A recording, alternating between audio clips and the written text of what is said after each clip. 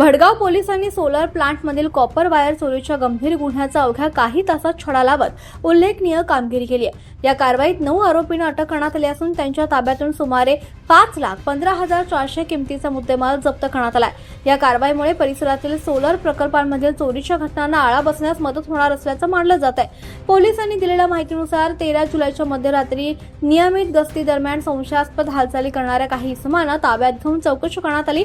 सुरुवातीला त्यांनी उडवाउडवीची उत्तर दिली, मात्र पोलिसांनी केलेल्या कसून चौकशीत त्यांनी भडगाव रोड लगत असलेल्या सोलर प्लांटमधून कॉपर वायर चोरी केल्याची कबुली दिली। त्यानंतर पोलिसांनी तातडीनं कारवाई करत एकूण 9 आरोपींना अटक केली आहे। आरोपींकडून सुमारे 4,000 मीटर सोलर कॉपर वायर, लोखंडी cutter, screw driver, 8 mobile phone, 1 motorcycle तसेच चोरीसाठी वापरण्यात आलेले इतर साहित्य असा एकूण 5,15,000 रुपयांपर्यंतचा मुद्देमाल जप्त करण्यात आला आहे। या प्रकरणी भडगाव पोलीस ठाण्यात गुन्हा दाखल करण्यात आला असून आरोपींनी जिल्ह्यातील इतर चोरीच्या घटनांबाबत सुद्धा सखोल चौकशी सुरू आहे।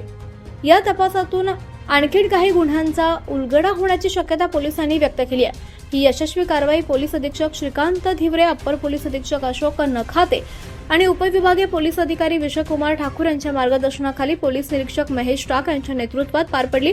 या कारवाईत पोलीस उपनिरीक्षक सुशील सोनावणे तसंच निलेश ब्राह्मणकर आणि प्रदीप परदेशी यांनी मोलाची भूमिका बजावली आहे। पुढील तपास पोलीस हेड कॉन्स्टेबल बगोहरदन बोरसे करतायत।